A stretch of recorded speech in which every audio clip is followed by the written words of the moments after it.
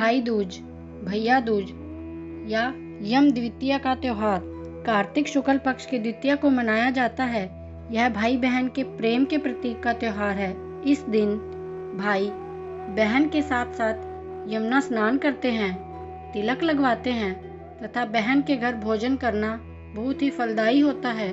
इस दिन बहन भाई की पूजा करके उसकी लंबी उम्र की कामना करती है और हाथ जोड़कर यमराज से प्रार्थना करती है। इस दिन पूरे श्रद्धा भाव से स्वर्ण, वस्त्र, मुद्रा अपनी बहन को देना चाहिए। आइए जानते हैं भाई दूज की कथा। सूर्य भगवान की स्त्री का नाम संज्ञा देवी था। उनके 2 संतानें थी, पुत्र यमराज और कन्या यमुना। संज्ञा रानी पति सूर्य को दीप्त किरणों को सह न सकने के कारण उत्तरी ध्रुव में छाया बनकर रहने लगी।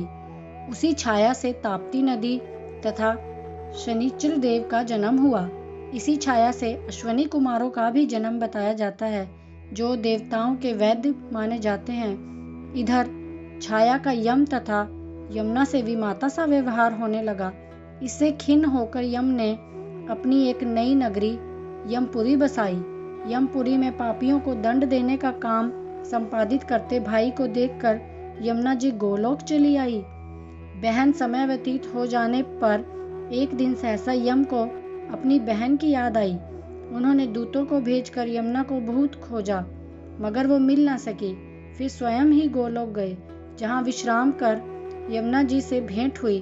भाई को देखते ही यमुना ने हर्ष विभोर हो स्वागत सत्कार के साथ भोजन करवाया। इससे प्रसन्न हो यम ने वर मांगने को कहा।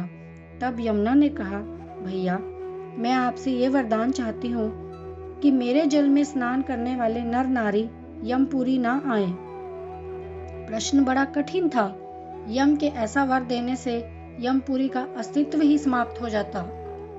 भाई को असमंजस में देख यमुना बोली, आप चिंता न करें, आप मुझे यह वरदान दे, जो लोग भाई दूज के दिन अपनी बहन के यहाँ भोजन करके इस मथुरा नगरी स्थित विश्राम घाट पर स्नान करें, वह तुम्हारे लोक यमलोक में ना जाएं।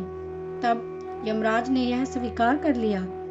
इसके बाद इस तिथि को जो सज्जन अपनी बहन के घर जाकर भोजन नहीं करेंगे, उन्हें मैं बांध कर यमपुरी ले जाऊंगा और तुम्हारे जल में स्नान करने वालों को स्वर्ग प्राप्त होगा।